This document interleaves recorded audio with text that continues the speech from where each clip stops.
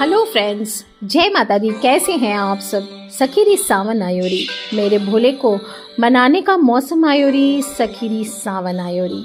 दोस्तों, सावन 2025 की शुरुआत 11 जुलाई से हो रही है और दिल बस जोरों से धड़क रहा है। शिव में समाने का वक्त आ गया और अब गुप्त नवरात्र से तो शक्ति भी हमारे साथ है, तो शिव तो अवश्य आएंगे ही।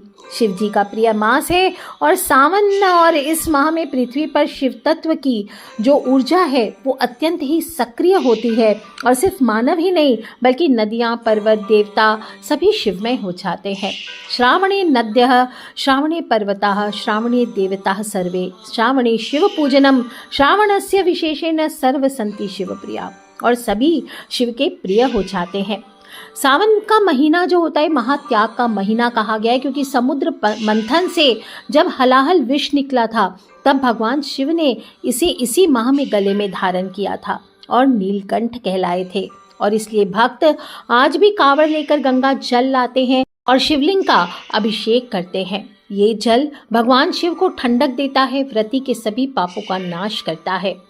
भगवान शिव को समर्पित महीना है। राहु, केतु, मंगल, शनि जैसे अशुभ ग्रहों के दुष्प्रभाव अपने आप ही शिव पूजन से शांत हो जाते हैं। और अगर आप भी चंद्र दोष या काल सर्प योग से पीड़ित हैं तो ये बाधाएं सोमवार के दिन विशेष रूप से शिव पूजन करके रुद्र अभिषेक करवाकर या स्वयं से रुद्र अभिषेक करने से ये दूर हो जाते हैं। कहते हैं इसी माह में माता पार्वती ने बड़ा कठिन तप किया था ताकि शिवजी उन्हें पति रूप में प्राप्त हो जाएं। इसलिए सभी पुरुष, स्त्रियां, लड़के, लड़कियां सभी सोमवार का व्रत करते हैं ताकि उन्हें अच्छा जीवन साथी प्राप्त हो और गृहस्थ का सुख मिले। इसी माह में काफ़ी सारे त्योहार भी आएंगे। हरियाली तीज, नाग पंचमी, रक्षाबंधन, रुद्र अष्टमी आदि। और चातुर्मास का प्रथम महीना है, भक्ति और साधना का महीना इसे कहें तो अतिशयोक्ति नहीं होगी। और सावन के महीने में रुद्र अभिषेक, रुद्र अष्टक, शिव महिम स्तोत्र, महामृत्युंजय जप, अन्य शिव स्तोत्र पढ़ना, शिव का स्मरण करना, ये सभी श्रेष्ठ होता है। ज़्यादा से ज़्यादा जाप करें। ओम नमः शिवाय, ओम नमः शिवाय, ओम नमः शिवाय का जाप करें। और सावन के महीने की शुरुआत 11 जुलाई से हो रही है, शुक्रवार का दिन है और इसकी समाप्ति 9 अगस्त शनिवार को रक्षाबंधन या श्रवण पूर्णिमा के साथ होगी। और इस साल कुल 4 सोमवार पड़ने वाले हैं। पहला सोमवार 14 जुलाई, दूसरा सोमवार 21 जुलाई, तीसरा सोमवार 28 जुलाई और चौथा सोमवार 4 अगस्त को पड़ने वाला है। बहुत सारे अलग अलग गोचर हो रहे हैं जिसके बारे में मैं अगली वीडियोस में डिस्कस करूंगी। 26 जुलाई तक शुक्र का गोचर है। 16 जुलाई को सूर्य कर्क राशि में गोचर करेगा। 13 जुलाई से 9 अगस्त तक शनि मीन राशि में वक्री रहने वाले हैं और 18 जुलाई से बुध वक्रीय होने वाले हैं। विशेष रूप से मेष, मिथुन, कन्या, तुला, धनु राशियों को सावधान रहना होगा। उपाय बताऊंगी, कनेक्टेड रहे। आने वाले वीडियोज़ में 28 जुलाई से मंगल कन्या राशि में गोचर करेंगे। कुल मिलाकर सजग रहना है। तो अब क्या करना है सावन के महीने में? हर दिन आपको शिव जी को जल चढ़ाना चाहिए। घर में छोटा सा शिवलिंग रखें, नर्मदेश्वर हो, पारद का हो, स्फटिक का हो। मनोकामना अनुसार आपको शिवलिंग जरूर रखना चाहिए घर पे। अभिमंत्रित करके शिवलिंग को रखें। कुछ लोग कहते हैं स्वयंभू नहीं, स्वयंभू है तो उसमें बहुत पावर्स हैं। वो जितने लोगों के हाथों से आएगी नकारात्मक ऊर्जा को शोषित करके आएगी। इसलिए आपको चाहिए कि अभिमंत्रित शिवलिंग जो सिर्फ और सिर्फ आपके लिए अभिमंत्रित किया गया हो उसको आपको इस्तेमाल करना चाहिए। प्रत्येक दिन छोटा सा शिवलिंग घर के ईशान कोण में रख करके आपको उस पर जल अर्पित करना चाहिए। नहीं तो किसी मंदिर में जा करके करें। व्रत जरूर रखें। सोमवार के दिन में शिव पूजन करें, व्रत करें। पूरे 4 सोमवार नहीं भी कर सकते तो 1, 2, 3 जितने हो सके उतने कीजिए। और हर सोमवार को शिव मुट्ठी अवश्य चढ़ाएं। शिव मुट्ठी क्या होती है? एक मुट्ठी अनाज सारी पूजा करने के बाद भगवान भोलेनाथ को अर्पित की जाती है अपनी मनोकामना अनुसार। इससे शिव जी की कृपा जल्दी प्राप्त होती है। दरिद्रता, रोग, कलेश, शत्रु बाधा, मानसिक परेशानी इनसे राहत दिलाता है। जैसे पहले सोमवार को 1 मुट्ठी कच्चे चावल, दूसरे सोमवार को 1 मुट्ठी सफ़ेद तिल, तीसरे सोमवार को 1 मुट्ठी खड़े मूंग जो होते हैं और चौथे सोमवार को 1 मुट्ठी जौ चढ़ाया जाता है। 5वां सोमवार नहीं है तो 5वां सोमवार का जो 1 मुट्ठी सत्तू है वो आप चौथे सोमवार को भी चढ़ा सकते हैं। लेकिन पहले ध्यान रखें शिव जी का पूजा ज़रूर करें, इसके बाद ही शिवा मुट्ठी चढ़ानी चाहिए। शिवलिंग पर शुद्ध जल हो, गंगा जल हो, पंचामृत यानी दूध, दही, घी, चीनी, शहद मिलाकर इससे अभिषेक करें। फिर दोबारा से शिव जी को, भोलेनाथ को आप शुद्ध जल से स्नान कराएं। इसके बाद भगवान को वस्त्र से पोंछें, चंदन लगाएं, त्रिपुंड बनाएं, भस्म से श्रृंगार करें। और घर में छोटा सा शिवलिंग है, अंगूठे के आकार से बड़ा शिवलिंग नहीं रखा जाता घर में, तो आप भस्म या चंदन एक एक चुटकी करके चढ़ाइए। और इसके बाद बिना टूटे हुए चावल यानी अक्षत अर्पित करने चाहिए। शिव पूजा में टूटे हुए चावल प्रयोग में नहीं लाएं, भयंकर दोष लगता है। और इसके बाद आंकड़े के पुष्पों की माला से श्रृंगार करें, जनेऊ चढ़ाएं, सफ़ेद पुष्प, भांग, धतूरा, बेलपत्र ये आपको अर्पित करने चाहिए। आप फॉरेन कंट्रीज़ में रहते हैं तो आपको बेलपत्र नहीं मिलता तो चांदी के बेलपत्र का इस्तेमाल करें और 108 बेलपत्र आपको चढ़ाने चाहिए। नहीं हो तो 3, 5, 7, 11, 51 जो आप चढ़ा सकते हैं वो चढ़ाइए। चंदन का इत्र ज़रूर, बहुत प्रिय होता है भोले बाबा को, तो चंदन का इत्र थोड़ा सा अर्पित करें। पीली धोती आप चढ़ा सकते हैं और माता पार्वती को चुनरी चढ़ाएं। पूरे शिव परिवार की पूजा ज़रूर करनी चाहिए, इससे शिव जी बहुत खुश होते हैं। और अंत में फिर शिवा मुट्ठी आपको चढ़ानी चाहिए। जो मैंने बताया, किसी भी सोमवार को शिवा मुट्ठी अगर चढ़ाना भूल गए हैं तो टेंशन नहीं लेना है, अगले सोमवार को भी आप उसको चढ़ा सकते हैं। और अंतिम सोमवार को पिछले सोमवारों के अनाज भी चढ़ाए जा सकते हैं। बाकी उपाय करते रहें, आने वाली वीडियोस में आपको बताऊंगी, तो कनेक्टेड रहें। और अगर ऊपरी बाधा, तंत्र बाधा, डर, भूत प्रेत, नकारात्मकता से रक्षा चाहते हैं तो हर दिन कम से कम या फिर हर सोमवार को शाम को एक दीपक ले लीजिए। और सरसों, ये दीपक आपको घर के ईशान कोण में जलाना है, यानी कि north east corner of the house में या किसी शिव मंदिर में जलाना है।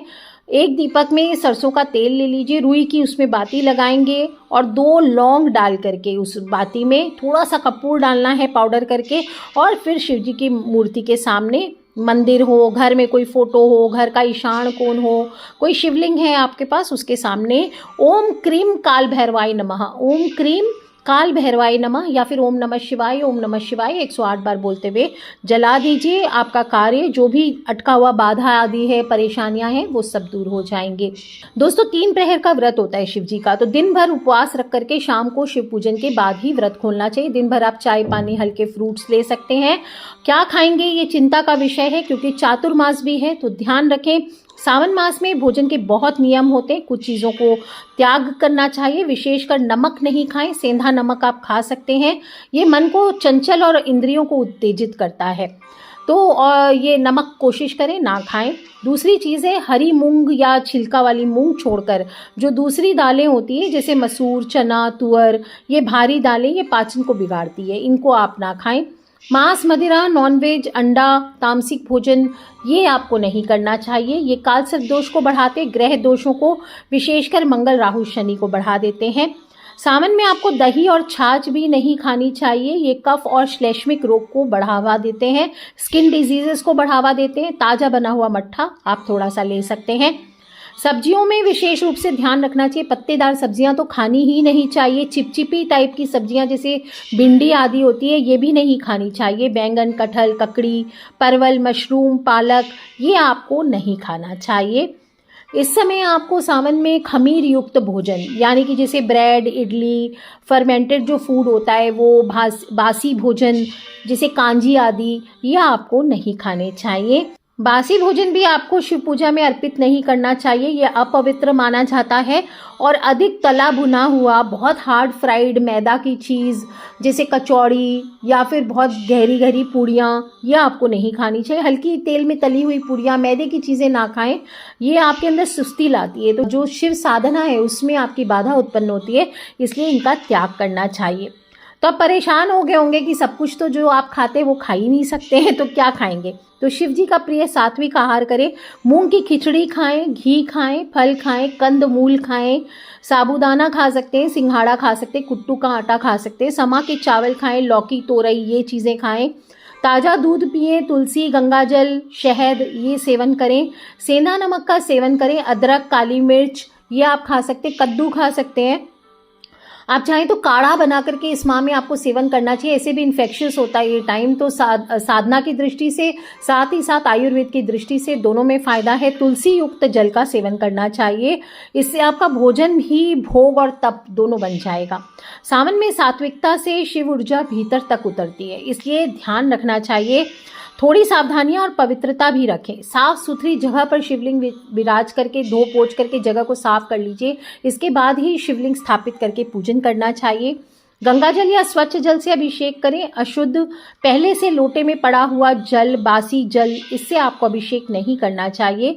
यदि गंगा जल ना हो तो आरओ का जल या स्वच्छ जल में तुलसी पत्ता डालकर कुछ देर रख लीजिए, फिर तुलसी पत्ता निकाल करके प्रयोग करना चाहिए। तुलसी भगवान विष्णु को अत्यंत प्रिय होती है, शिवलिंग पर नहीं चढ़ाई जाती, इस बात का ध्यान रखें। बासी दूध या पैकेट का दूध से डायरेक्ट अभिषेक ना करें, और बासी दूध से तो आपको अभिषेक ही नहीं करना है। और प्लास्टिक की बोतलों में बंद दूध जो आते हैं या प्लास्टिक की बोतलों में पानी आती है, उससे भी आपको अभिषेक नहीं करना चाहिए। अगर बाई चांस आप किसी ऐसी जगह पे हैं जहाँ पे आपके पास लोटा नहीं है, तो अपनी अंजूरी में जल भरकर या दूध भर करके आपको दोनों हाथों से चढ़ाना चाहिए। इस तरह से आपको भगवान को ताज़ा पुष्प ही अर्पित करने चाहिए। पहले से पड़े हुए बासी पुष्प, गंदे पुष्प, आपको आंकड़े के पुष्प चढ़ाने चाहिए। सफ़ेद पुष्प चढ़ा सकते, ब्लू कलर के, बैंगनी कलर के, हल्के रंग के जो पुष्प होते हैं वो चढ़ाइए। और ये ठीक होता है। केतकी हो, चंपा हो, ये आपको वर्जित है, ये नहीं चढ़ाना है। साथ ही साथ बासी फूलों से भी शिव जी को अर्पित नहीं करना चाहिए। शिवजी शांत हैं, सौम्य रूप में हैं, बैरागी हैं। उन्हें कोई भी तेज चीज जैसे लाल रंग के फूल, लाल वस्त्र, तेज गंध वाले इत्र, केवड़े आदि सुगंधों का प्रयोग ना करें। केवड़े का पुष्प भी नहीं चढ़ाया जाता। भांग, धतूरा, बेलपत्र ये चढ़ाइए। कटा फटा बेलपत्र, कीड़ा खाया हुआ, छेद वाला बेलपत्र ये नहीं चढ़ाना है। कम से कम 3 पत्तियों वाला बेलपत्र चढ़ाना चाहिए। बीच में से जब चढ़ाएंगे तो बीच में से थोड़ा सा हल्का दबा लीजिए उंगलियों से, और जो चिकना भाग है उसको आपको शिवलिंग पर अर्पित करते हुए बेलपत्र अर्पित करना चाहिए। जिस पत्ते पर पहले से सिंदूर या हल्दी लगाया गया उसको वापस से प्रयोग ना करें। शिवलिंग पर हल्दी, सिंदूर, मेहंदी, जो सुहाग की चीज़ें होती है ये नहीं चढ़ाई जाती है, इसका आप ध्यान रखें। ये आप माता पार्वती को अर्पित कर सकते हैं, या अशोक सुंदरी का जो स्थान होता है यानी जलाधारी पर आप इसको अर्पित कर सकते हैं। केवल बेलपत्र हुआ, धतूरा हुआ, भांग हुआ, आंकड़ा हुआ, गंगा जल, दूध, दही, शहद, घी, चीनी, जल, इनसे आपको अभिषेक करना चाहिए। और पूजा करते समय और बाद में भी ब्रह्मचर्य का पालन विशेष रूप से करना चाहिए। सोमवार के दिन तो ब्रह्मचर्य का पालन करना ही करना है, और व्रतधारी को संयमित भोजन और संयमित आचरण रख करके शिव जी की उपासना करनी चाहिए। यदि आप मंदिर नहीं जा सकते, घर पे ही शिवलिंग पूजा कर रहे हैं, तो कुछ लोगों को मैंने देखा है रात्रि अभिषेक, मध्य रात्रि को अभिषेक करते हैं। ऐसे नहीं, जो लोग तांत्रिक पूजा करते हैं या कड़ी पूजा या कहीं पे रुद्राभिषेक करवा रहे हैं वो मध्य रात्रि को करें। अन्यथा आप अपने घर में अगर कर रहे हैं तो प्रदोष काल तक आपको अभिषेक कर लेना चाहिए, शिव जी को जल चढ़ा देना चाहिए। रात्रि में शिव जी को जल अर्पित आप ना करें। कुछ करें ना करें, शिव पूजा में मन की एकाग्रता श्रेष्ठ कही गई है। जल्दी में या बातचीत करते करते पूजा नहीं करना चाहिए। श्रद्धा और मौन ये सबसे बड़ी गहना है आपके लिए इस समय, तो इनको धारण करके मन के विकार को शांत करके आपको शिव पूजन करना चाहिए। दोस्तों, सावन मास वो पवित्र टाइम है जब शिवजी स्वयं अपने भक्तों के सबसे ज़्यादा निकट होते हैं, और इस माह में केवल भक्ति नहीं, आत्मचिंतन का भी समय है, व्रत का समय है, संयम का समय है, तपस्या का संयोग होता है।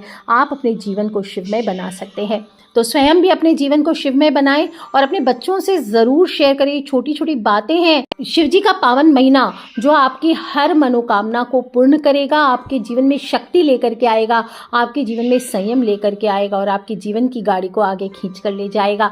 अपने फ्रेंड्स, फैमिली, मम्मी पापा, भाई बहन, बच्चे, सभी लोगों से छोटी छोटी बातें हैं दोस्तों, शेयर करते रहा करें, क्योंकि हमें नहीं पता कौन सा उपाय, कौन सी बात कब किसकी लाइफ बदल दे। So love you all friends, take care, जय माता दी, wish you all a very very happy Sawan. और आने वाले सावन को हम बहुत जोश के साथ शिव में बनाएंगे, और दोस्तों लगे रहिए, तैयारियां कर लीजिए और खिलखिलाते रहे, मुस्कुराते रहे। Take care friends, love you all, जय माता दी, बम बम भोलेनाथ की जय।